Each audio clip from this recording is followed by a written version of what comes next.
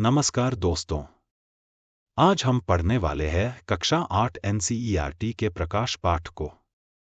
यहाँ पर आपको एनसीईआरटी की सारे पाठ को पढ़ाया जाएगा। कृपया चैनल से जुड़े रहे। चलिए शुरू करते हैं। ज्ञानेंद्रियों में से दृष्टि एक सबसे महत्वपूर्ण ज्ञानेंद्रिय है। इसकी सहायता से हम नदियों, पेड़ पौधों, कुर्सियों, मनुष्यों तथा अपने ओर की अन्य अनेक वस्तुओं को देखते हैं। केवल नेत्रों द्वारा हम किसी वस्तु को नहीं देख सकते। किसी वस्तु को हम तब ही देख पाते हैं जब उस वस्तु से आने वाला प्रकाश हमारे नेत्रों में प्रवेश करे। यह प्रकाश वस्तुओं द्वारा उत्सर्जित अथवा उनसे परावर्तित हुआ हो सकता है। दर्पण से टकराने के पश्चात प्रकाश किरण दूसरी दिशा में परावर्तित हो जाती है। किसी पृष्ठ पर पड़ने वाली प्रकाश किरण को आपतित किरण कहते हैं। पृष्ठ से परावर्तन के पश्चात वापस आने वाली प्रकाश किरण को परावर्तित किरण कहते हैं। प्रकाश किरण का अस्तित्व एक आदर्शीकरण है। वास्तव में हमें प्रकाश का एक संकीर्ण किरण पुंज प्राप्त होता है जो अनेक किरणों से मिलकर बना होता है। सरलता के लिए हम प्रकाश के संकीर्ण किरण पुंज के लिए किरण शब्द का उपयोग करते हैं। अपने मित्रों की सहायता से कागज पर समतल दर्पण की स्थिति तथा आपतित एवं परावर्तित किरणों को दर्शाने वाली रेखाएं खींचिए। दर्पण तथा कंघे को हटाइए। दर्पण को निरूपित करने वाली रेखा के जिस बिंदु पर आपतित किरण दर्पण से टकराती है, उस पर दर्पण से 90 का कोण बनाते हुए एक रेखा खींचिए। यह रेखा परावर्तक पृष्ठ के उस बिंदु पर अभिलंब कहलाती है। आपतित किरण तथा अभिलंब के बीच के कोण को आपतन कोण आई कहते हैं। परावर्तित किरण तथा अभिलंब के बीच के कोण को परावर्तन कोण जेडार कहते हैं। आपतन कोण सदैव परावर्तन कोण के बराबर होता है। यह परावर्तन के नियमों में एक है। आपतित किरण आपतन बिंदु पर अभिलंब तथा परावर्तित किरणें सभी एक तल में होते हैं। यह परावर्तन का एक अन्य नियम है। दर्पण द्वारा बने प्रतिबिंब में वस्तु का बायां भाग दाईं ओर तथा दायां भाग बाईं ओर दिखाई पड़ता है। इस परिघटना को पार्श्व परिवर्तन कहते हैं। जब सभी समांतर किरणें किसी खुरदुरे या अनियमित पृष्ठ से परावर्तित होने के पश्चात समांतर नहीं होती, तो ऐसे परावर्तन को विसरित परावर्तन कहते हैं। याद रखिए कि विसरित परावर्तन में भी परावर्तन के नियमों का सफलतापूर्वक पालन होता है। प्रकाश का विसरण गत्ते जैसे विषय परावर्ती पृष्ठ पर अनियमितताओं के कारण होता है। इसके विपरीत दर्पण जैसे चिकने पृष्ठ से होने वाले परावर्तन को नियमित परावर्तन कहते हैं। परावर्तित प्रकाश को पुनः परावर्तित किया जा सकता है। समतल दर्पण किसी वस्तु का केवल एक ही प्रतिबिंब बनाता है। एक दूसरे से किसी कोण पर रखे दर्पणों द्वारा अनेक प्रतिबिंबों के बनने की धारणा का उपयोग बहुमूर्तिदर्शी कैलाइडोस्कोप में भांति भांति के आकर्षक पैटर्न बनाने के लिए किया जाता है।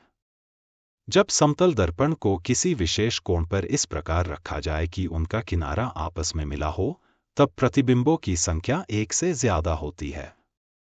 दो दर्पण द्वारा बनाने वाले प्रतिबिंबों की संख्या का सूत्र 360/x, यहाँ पर x उस कोण का मान है जिस कोण पर दोनों दर्पण रखे गए हैं। जब दोनों दर्पण एक दूसरे के समांतर हो, तब प्रतिबिंबों की संख्या असंख्य इन्फिनिट होती है। सूर्य के प्रकाश को श्वेत प्रकाश के रूप में जाना जाता है। इसमें 7 रंग होते हैं। दर्पण एवं जल संयुक्त रूप से एक प्रिज्म बनाते हैं। यह प्रकाश को इसके रंगों में विभक्त कर देता है। प्रकाश के अपने रंगों में विभाजित होने को प्रकाश का विक्षेपण कहते हैं। इंद्रधनुष विक्षेपण को दर्शाने वाली एक प्राकृतिक परिघटना है। हम वस्तुओं को केवल तभी देख पाते हैं जब उनसे आने वाला प्रकाश हमारे नेत्रों में प्रवेश करता है। नेत्र हमारी सबसे महत्वपूर्ण ज्ञानेंद्रियों में से एक है। इसीलिए इसकी संरचना तथा कार्यविधि को समझना हमारे लिए विशेष महत्व रखता है। हमारे नेत्र की आकृति लगभग गोलाकार है। नेत्र का बाहरी आवरण सफेद होता है। यह कठोर होता है ताकि यह नेत्र के आंतरिक भागों की दुर्घटनाओं से बचाव कर सके। इसके पारदर्शी अग्रभाग को कॉर्निया या स्वच्छ मंडल कहते हैं। कॉर्निया के पीछे हम एक गहरे रंग की पेशियों की संरचना पाते हैं जिसे परितारिका, आइरिस कहते हैं। आइरिस में एक छोटा सा द्वार होता है जिसे पुतली कहते हैं। पुतली के साइज को परितारिका से नियंत्रित किया जाता है। परितारिका नेत्र का वह भाग है जो इसे इसका विशिष्ट रंग प्रदान करती है। जब हम कहते हैं कि किसी व्यक्ति के नेत्र हरे हैं, तो वास्तव में हम परितारिका के रंग की ही बात कर रहे होते हैं। परितारिका नेत्र में प्रवेश करने वाले प्रकाश की मात्रा को नियंत्रित करती है। पुतली के पीछे एक लेंस है जो केंद्र पर मोटा है। यह एक उत्तल लेंस है। लेंस प्रकाश को आंख के पीछे एक परत पर फोकसित करता है। इस परत को रेटिना, दृष्टिपटल कहते हैं। रेटिना अनेक तंत्रिका कोशिकाओं का बना होता है। तंत्रिका कोशिकाओं द्वारा अनुभव की गई संवेदनाओं को दृक् तंत्रिकाओं द्वारा मस्तिष्क तक पहुंचा दिया जाता है। तंत्रिका कोशिकाएं दो प्रकार की होती हैं। आय, शंकु, जो तीव्र प्रकाश के लिए सुग्राही होते हैं, तथा 2 शलाकाएं, जो मंद प्रकाश के लिए सुग्राही होती हैं। इसके अतिरिक्त शंकु रंगों, वर्णों की सूचनाएं भी भेजते हैं। दृक् तंत्रिकाओं तथा रेटिना की संधि पर कोई तंत्रिका कोशिका नहीं होती। इस बिंदु को अंध बिंदु कहते हैं। इसके अस्तित्व को निम्न प्रकार से प्रदर्शित किया जा सकता है। रेटिना पर बने प्रतिबिंब का प्रभाव वस्तु को हटा लेने पर तुरंत ही समाप्त नहीं होता। यह लगभग 1/16 सेकंड तक बना रहता है। इसलिए यदि नेत्र पर प्रति सेकंड 16 या इससे अधिक दर पर किसी गतिशील वस्तु के स्थिर प्रतिबिंब बने, तो नेत्र को वह वस्तु चलचित्र की भांति चलती फिरती अनुभव होगी। हम जो चलचित्र देखते हैं वह वास्तव में कुछ भिन्न अनेक चित्रों का उपयुक्त क्रम में पर्दे पर प्रक्षेपण है। उन्हें नेत्र के सामने प्रायः 24 प्रतिबिंब प्रति सेकंड, 16 प्रति सेकंड की दर से अधिक की दर से परिवर्तित होते दिखाया जाता है। इस प्रकार हम चलचित्र देख पाते हैं। नेत्रों को बाहरी वस्तुओं के प्रवेश से सुरक्षा देने के लिए प्रकृति ने पलकें प्रदान की हैं। पलकें बंद होकर अनावश्यक प्रकाश को भी नेत्रों में प्रवेश करने से रोक देती हैं। नेत्र एक ऐसा अद्भुत यंत्र है कि सामान्य नेत्र दूर स्थित वस्तुओं के साथ साथ निकट की वस्तुओं को भी स्पष्टतया देख सकता है। वह न्यूनतम दूरी जिस पर नेत्र वस्तुओं को स्पष्टतया देख सकता है, आयु के साथ परिवर्तित होती रहती है। सामान्य नेत्र द्वारा पढ़ने के लिए सर्वाधिक सुविधाजनक दूरी लगभग 25 सेंटीमीटर होती है। कभी कभी, विशेष रूप से वृद्धावस्था में नेत्र दृष्टि धुंधली हो जाती है। यह नेत्र लेंस के धुंधला हो जाने के कारण होता है। ऐसा होने पर यह कहा जाता है कि नेत्र में मोतियाबिंद विकसित हो रहा है। इसके कारण दृष्टि कमजोर हो जाती है, जो कभी कभी अत्यधिक गंभीर रूप ले लेता है। इस दोष की चिकित्सा संभव है। अपारदर्शी लेंस को हटाकर नया कृत्रिम लेंस लगा दिया जाता है। भोजन में विटामिन ए का अभाव नेत्रों के अनेक रोगों के लिए उत्तरदायी होता है। इनमें सबसे अधिक सामान्य रोग रतौंधी है। इसलिए हमें अपने आहार में विटामिन ए युक्त अवयवों को सम्मिलित करना चाहिए।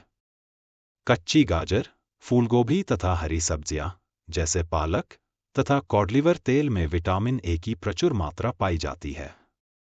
अंडे, दूध, दही, पनीर, मक्खन एवं फल जैसे आम तथा पपीता भी विटामिन ए से भरपूर होते हैं। कुछ व्यक्ति जन्म से ही बिल्कुल नहीं देख पाते। कुछ व्यक्ति किसी बीमारी या किसी चोट के कारण अपनी दृष्टि खो देते हैं। ऐसे व्यक्ति स्पर्श द्वारा अथवा ध्वनियों को ध्यानपूर्वक सुनकर वस्तुओं को पहचानने का प्रयत्न करते हैं। वे अपनी दूसरी ज्ञानेंद्रियों को अधिक विकसित कर लेते हैं। चाक्षुष विकृति युक्त व्यक्तियों के लिए सर्वाधिक लोकप्रिय साधन ब्रेल कहलाता है। वर्तमान पद्धति 1932 में अपनाई गई। सामान्य भाषाओं, गणित तथा वैज्ञानिक विचारों के लिए ब्रेल कोड है। ब्रेल पद्धति का उपयोग करके अनेक भारतीय भाषाओं को पढ़ा जा सकता है।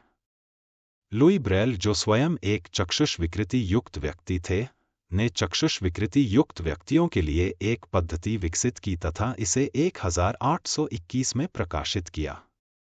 ब्रेल पद्धति में 63 बिंदुकित पैटर्न अथवा छाप हैं। प्रत्येक छाप एक अक्षर, अक्षरों के समुच्चय, सामान्य शब्द अथवा व्याकरणिक चिन्ह को प्रदर्शित करती है।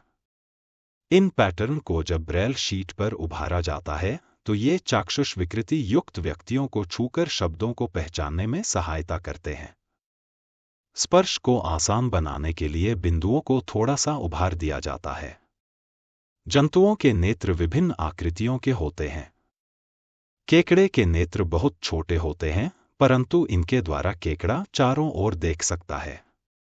इसलिए यदि शत्रु पीछे से भी उसकी ओर आता है तब भी उसे पता लग जाता है।